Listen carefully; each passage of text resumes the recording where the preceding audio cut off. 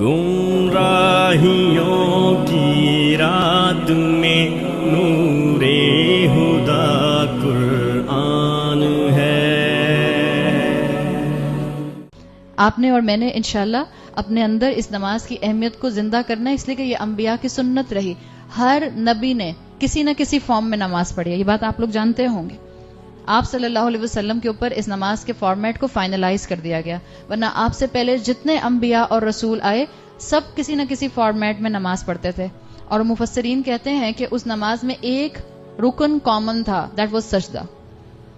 سجدہ سب کرتے تھے، جھکیے اللہ کے سامنے، گڑ گڑائیے اللہ کے سامنے، رکھیں تو اس ناک اور اس عقل کو اللہ کے سامنے۔ ساری عقل کہاں ہوتی ہے؟ سائنس کیا کہتی ہے؟ اس فرنٹل لوب پر تو ساری عقل ہے، یہی تو ساری تھنکنگ کیپیسٹی ہے۔ دس از یور ایمبیسڈر برین، یہی تو اللہ کی نافرمانی پر لے کر جاتا ہے۔ جھکائیں اس کو اللہ کے سامنے۔ جھکتی نہیں ہے پیشانی اللہ کے سامنے۔ یہاں جتنی ینگ بچیاں بیٹھی ہیں، آئی ایم شیور آپ لوگ نہیں کرتے ہوں گے، بٹ آپ کی فرینڈس تو کرتی ہوں گی۔ ویسے بھی میرے پاس سب لوگ آتے ہیں، جب بچی کو آتی ہے وہ کہتی ہے آنٹی میری ایک فرینڈ ہے، وہ یہ پوچھ رہی تھی۔ اچھا آپ کی فرینڈ پوچھ رہی تھی، اچھا پوچھیں۔ تو آپ، مجھے بھی امید ہے آپ میں سے کوئی نہیں کرتا ہوگا، آپ کی فرینڈ کرتی ہوگی۔ بس ایسا لگتا ہے آپ لوگ سجدہ کرتے ہیں، وہ جس کو کہتے ہیں نا ٹچ سٹون والی بات، بس یوں کر کے وہ اوپر اٹھ جاتے ہیں۔ سجدہ سکون کے ساتھ ہے۔ میں انکریج نہیں کرتی کہ آپ سنتیں نہ پڑھیں، کبھی بھی انکریج نہیں کرتی، لیکن اگر آپ میں سے کوئی ایسی یہاں بچی بیٹھی ہے جو بالکل نماز نہیں پڑھتی، بالکل نماز نہیں پڑھتی، پلیز کم سے کم فرائض سے شروع تو کیجئے، بسم اللہ کیجئے، اللہ برکت دے گا وقت میں، اللہ سنت کے لیے بھی دل کھول دے گا۔ اپنے اس فرنٹل لوب کو اللہ کے سامنے زمین پر جھکائیے۔ اللہ میری تھنکنگ آپ کے سامنے سبمسو ہے، میں نہیں سوچوں گی مگر وہ جو شریعت کے دائرے میں ہوگا۔ جھکائیے اپنی پیشانی کو اللہ کے سامنے۔ جو اللہ کے سامنے نہیں جھکتا وہ ہر ایک کے سامنے جھکتا ہے۔ وہ اپنے آپ کو فرینڈز کے سامنے بھی جھکاتا ہے، جہاں فرینڈز لے جانا چاہتے ہیں، جس ڈائریکشن پہ لے جانا چاہتے ہیں، جہاں معاشرہ مولڈ کرنا چاہتا ہے ہو جاتے ہیں۔ جو اللہ کے سامنے جھک جاتا ہے، جو اللہ کی حقیقت سمجھ جاتا ہے، وہ اپنے جیسے کمزور انسانوں کے سامنے نہیں جھکتا۔ ہاں اخلاق اس کا نرم ہوتا ہے، بدتمیزی کی بات نہیں ہو رہی ہے۔ جھکنے کا مطلب یہ ہے کہ جہاں اللہ کی نافرمانی ہوگی وہاں ہم مخلوق کی اطاعت نہیں کر سکتے۔ We should maintain our balance. ایک صفت نماز کی انبیاء کے اندر حضرت زکریا علیہ السلام کی بہت زیادہ آتی ہے۔ حضرت زکریا علیہ السلام جن کو اللہ تعالیٰ نے بہت بڑھاپے کی عمر میں اولاد دی، آپ صلی اللہ علیہ وسلم کہا کرتے تھے کانا Najar, he was a carpenter. حضرت زکریا نے ہی حضرت مریم علیہ السلام کی محراب بلڈ کی تھی۔ حضرت زکریا کے لیے آتا ہے کہ اپنے دن بھر کے کاموں سے جیسے ہی فارغ ہوتے تھے فوراً اپنی نماز کے لیے کھڑے ہو جایا کرتے تھے۔ حضرت زکریا نے اپنی مسجد کے اندر اپنا ایک کونا ریزرو رکھا ہوا تھا، زیادہ تر وقت وہیں گزارا کرتے تھے۔ جب آپ نے اپنے لیے اولاد کی دعا کی تھی تو روایات میں آتا ہے کہ اپنے اسی مسجد کے پورشن میں قیام اللیل کر کے اللہ سے دعائیں مانگی تھی کہ اللہ مجھے اولاد عطا کرے۔ رسول اللہ صلی اللہ علیہ وسلم کی کتنی ایسوسیشن تھی مسجد کے ساتھ؟ اتنی ایسوسیشن تھی کہ آپ کو زندگی میں تو ان کی نماز کے ساتھ جھکاؤ نظر آتا ہی آتا ہے، لیکن جب آپ کا انتقال ہو رہا تھا، جب آپ کا وصال ہو رہا تھا، اس وقت حضرت عائشہ رضی اللہ عنہا بتاتے ہیں کہ آپ کو شدید بخار تھا۔ اور یاد رکھیں انبیاء کو بخار جب آتے تھے آپ صلی اللہ علیہ وسلم کہا کرتے تھے کہ رسولوں اور انبیاء کا بخار عام انسانوں کی طرح کا بخار نہیں ہوتا، بہت ہائی ٹیمپریچر آتا تھا، ہائی فیور۔ ایک مرتبہ آپ کو بخار تھا، عبداللہ ابن مسعود آپ کے ساتھ بیٹھے تھے کہ آپ کی تھائی ان سے ٹچ کر رہی تھی۔ عبداللہ ابن مسعود کہتے ہیں مجھے ایسے لگا جیسے کسی نے گرم کوئلہ میری ٹانگ کے ساتھ رکھ دیا۔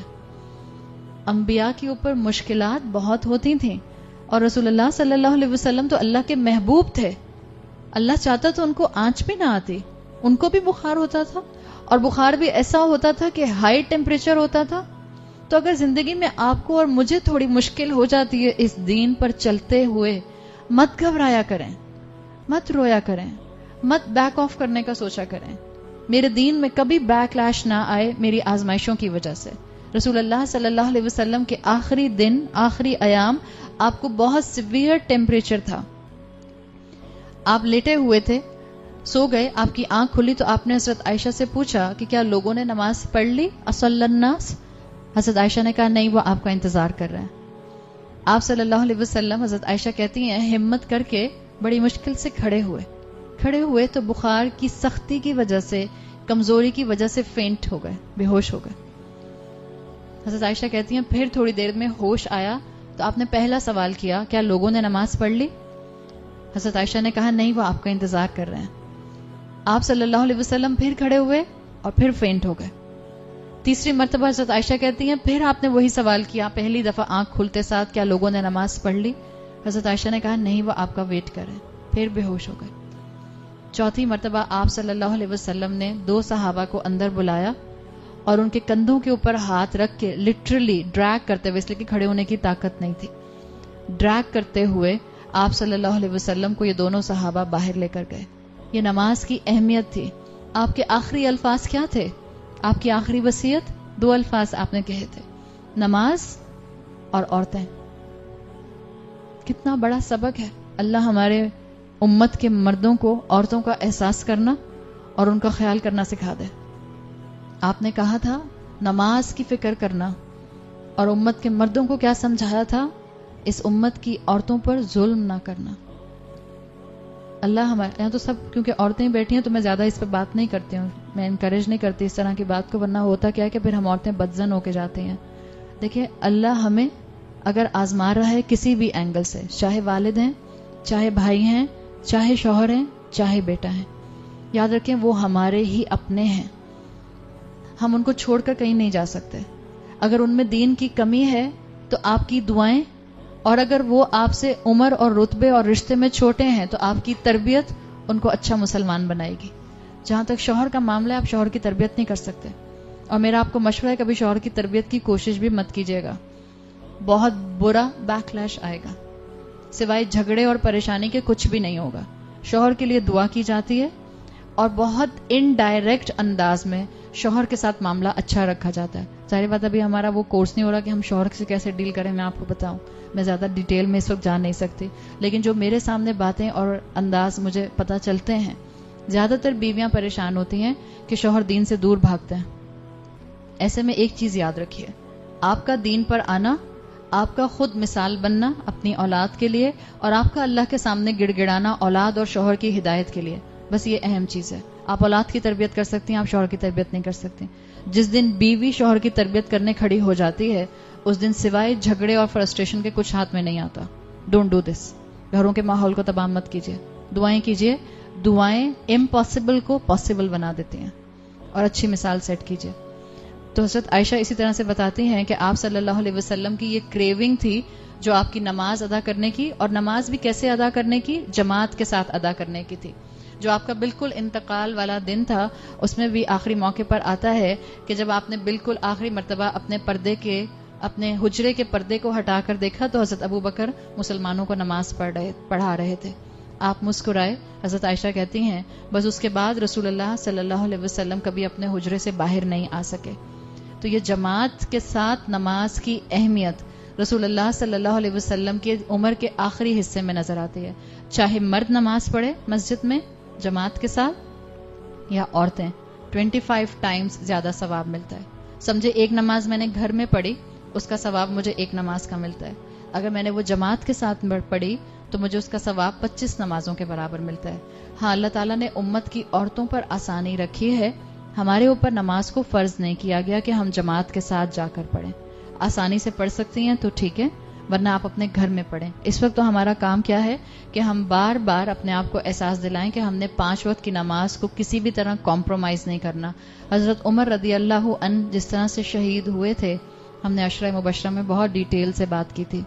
ان کو بھی نماز کے دوران میں سٹیپ کیا گیا تھا, اور نماز کی ان کو فکر اتنی تھی کہ ان کا جو زخم تھا وہ 2-3 دن تک رہا تھا.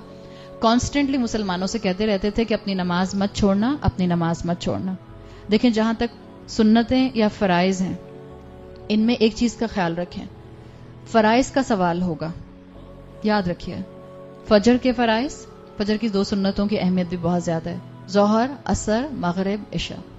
سوال ہوگا فرائض کا, اور جس مسلمان کے فرائض میں کمی ہوگی اس کے فرائض کی کمی کو سنت اور نوافل سے دور کیا جائے گا. اگر میں نے صرف فرض پڑھے اور سنت اور نوافل نہیں پڑھے تو اب جتنی بھی بری کوالٹی کے فرض پڑھے I will not have the choice but to say no. اللہ کچھ اور ہے ہی نہیں. اللہ کو بھی پتا ہوگا کہ نوافل اور سنتیں پڑھے نہیں تھے, تو وہاں کمپنسیشن نہیں ہو سکے گا. اور جس نے فرض بھی نہیں پڑھے, قیامت کے دن پہلا سوال نماز کے بارے میں ہوگا. یہ 5 وقت کی نماز is like a spiritual oxygen for all of us. نماز نہ چھوٹے, چاہے میں یونیورسٹی میں ہوں, چاہے میں ایگزام دے رہی ہوں, چاہے میں سوشل کوئی گیدرنگ میں ہوں, چاہے میں کلب میں ہوں, چاہے میں میرج ہال میں ہوں, میری نماز نہ چھوٹے. یہ نماز کا حکم مفسرین کہتے ہیں یہ وہ حکم ہے جس کے لیے فرشتہ نہیں آیا, باقی پورا قرآن اللہ تعالیٰ نے فرشتے کے ذریعے بھیجا. نماز کے حکم کے لیے اللہ تعالیٰ نے رسول اللہ صلی اللہ علیہ وسلم کو آسمانوں پر بلایا, معراج پر بلایا. تو اپنے آپ کو اس نماز کے ساتھ فکس کیجئے. سیکنڈ پلر آف اسلام. نماز پڑھنے سے گناہ معاف ہو جاتے ہیں. معلوم ہے دن بھر میں ہم جتنے گناہ کرتے ہیں اگر ہم 5 وقت کی نمازیں پڑھیں گے تو ہمارے بہت سے گناہ معاف ہو جاتے ہیں. آپ وضو کرتے ہیں, آپ کے ہاتھوں کے گناہ معاف ہو جاتے ہیں. پتہ نہیں کس کو میسج میں کیا لکھا, اماں نہیں جانتی, ابا نہیں جانتے, بہن نہیں جانتی, بھائی نہیں جانتا, آپ جانتے ہیں. جو بھی میسج میں لکھا تھا, اگر شرمندگی ہو رہی ہے تو جب وضو کریں گی آپ کے وہ گناہ انشاءاللہ معاف ہو جائیں گے. وضو کرتے میں انسان کے ناخنوں کے گناہ معاف ہو جاتے ہیں, ہاتھوں کے گناہ معاف ہو جاتے ہیں, پیر سے جہاں چل کے گئے ہوتے ہیں وہ گناہ معاف ہو جاتے ہیں. تو اپنے آپ کو اس کیٹیگری میں لے کر آئیے. اور اس کے نماز کے بہت سے اجر ہیں. جیسے باجماعت نماز پڑھنے کا اجر آتا ہے, خاص جمعے کے دن ارلی مسجد جانا, پہلی صف میں امام کے قریب بیٹھنا اور اٹینٹو ہو کر سننا. ایک حدیث کے مطابق 1 سال کے قیام اللیل اور 1 سال کے سیام کا ریوارڈ ملتا ہے. 1 سال کا قیام اللیل, ہم سے 1 رات نہیں جاگا جاتا. تو انسینٹو کتنے ہیں. اگر آپ کے گھر کی مسجد میں عورتوں کے لیے انتظام ہے اور آپ کے گھر کی ذمہ داریاں ایسی نہیں ہیں کہ جو آپ کو نہیں نکلنے دیتی, فرصت ہے, تو اس موقع کا فائدہ اٹھایا جا سکتا ہے.